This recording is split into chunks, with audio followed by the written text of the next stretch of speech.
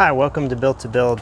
Today's video is going to be kind of exploring a little bit of the diagnosing of that rough engine idle that I've had in my Miata that I just purchased. Other than that, it's a pretty nice car, but it has a really bad stumble. It's almost undrivable, kind of bogs down, feels like it's missing. Not totally sure what it is, but we'll explore, kind of go through what I'm thinking. I think it's a little solenoid, but we'll look at that and order that possibly. But I'm gonna let you listen to what it sounds like, and then I'll get into a little bit more about how we're gonna proceed. So.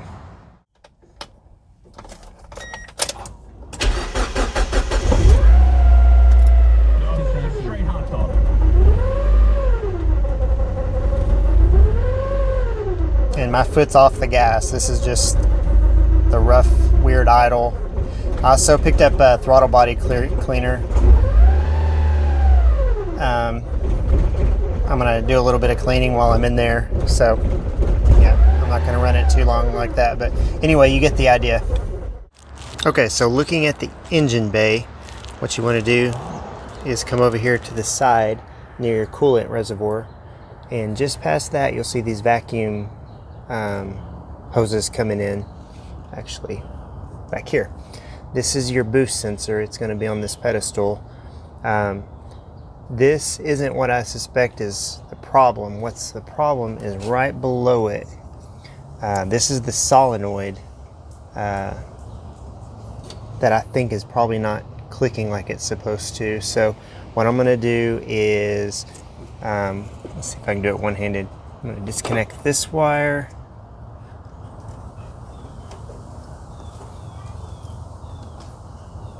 Well, I may not be able to do it. Let me cut away, and then I'll, once I get it removed, I'll show you. I need two hands. It's very simple to remove. This hose comes into the very end right here, and then there's a hose that goes from the bottom of this over to this side right here as well. And all it does is, if you can see just that little clip right there, you just press it out and pull it out, and that'll get it to you. And I don't know if you could see it a while ago. This is the one that goes to the side of the motor, and this one right here goes to the bottom of the boost sensor. So I'm just going to be using my jumper box, but what you'll want to do is get a couple of lengths of wire. Sorry about that. And you're going to hook one end. You don't have to use the end piece, but what we're going to do is run positive to one side and negative to the other, and let's listen for a click.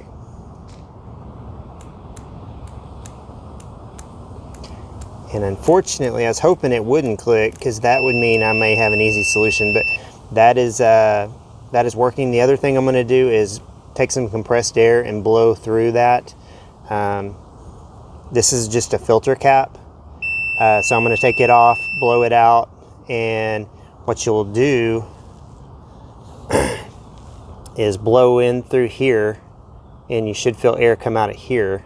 And then with this hooked up, I'm going to connect it and blow through here, and it should come out the end. Sorry about that, I'm doing it one-handed. Should come out this this end over here. So we'll see if that works real quick. Okay, I think I may have found a problem. So what I've done is hooked up both sides so that when I turn the power on, I don't have to hold it or anything, and I'm blowing compressed air through here, and when it's on and that ball clicks, it's supposed to allow the air to pass through here. Well, I'm not getting anything from either side. I've tried both sides, so it's some way clogged in there. I may try to clean this with some contact cleaner just to see, but I think this may be my problem.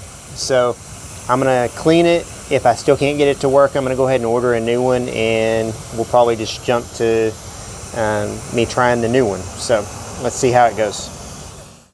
Okay, so it's been a couple of days, and I finally got the part in, and I installed it, and it actually cleared my code, which is what I wanted it to do. Unfortunately, it was still running just really poorly. It really didn't change the idle at all, but it did clear that P0106 code. So if you have that code, you might check that solenoid. Seems like it's the culprit a lot of the times from my reading on the forums. So I kind of went back to the drawing board, went and looked on the forums a little bit more and read a little bit what about possibly could be. And what they recommended was, this is your mass airflow sensor, unplugging this and seeing how it runs. And so I did that. I unplugged this connector right here, and first crank it wouldn't crank, second crank it cranked right over, idled just perfect. And what I've read up on that is it eliminates this connector, or this mass airflow sensor, and when it does that, it goes into what's called limp mode, and so the computer uses its own tuning maps, not based on the amount of air that's coming in. Excuse me. And it was running really good, so I knew it had something to do with that, or possibly it could have been a leak in this intake hose that was after the airflow, letting a lot of air in. But what I did was I went ahead and cleaned this. You have to get special cleaner that's safe for plastics, so you don't mess up the housing around it. But you take off this screw here, pull this off, and then you can actually, I went ahead and took the connector off and then pulled the whole section out. There's just two 10 millimeter bolts that pop right out, and it was real easy to clean. However, that still didn't correct my problem. It ran just a slightly bit better. These are not very expensive. I paid $25, I think, for this, and so it came in a couple of days. Put it in, and I'll let you listen to how it sounds after I installed that. Okay, so if you'll remember at the beginning of the video, the idle would fluctuate up and down, run really, really rough. I'll start it and let you listen to it, how it sounds now.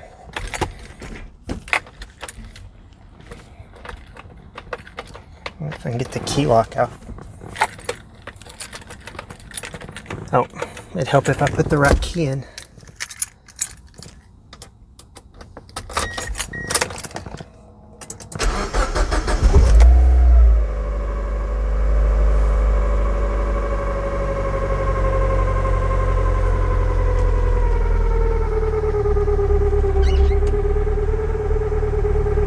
And it's running great. And on a previous video, I think it was the last one, a commenter commented about the whine on startup.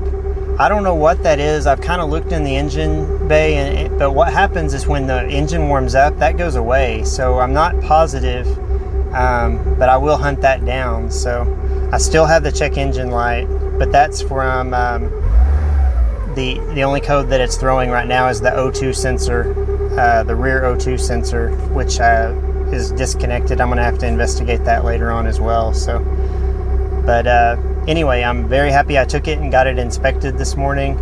I'll go get it registered on Monday and I'm probably gonna drive it for a little bit.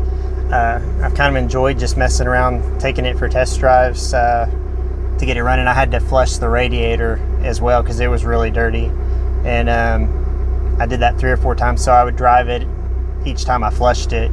And pretty fun little car to tool around in, so want to enjoy it just a little bit before I start destroying it. So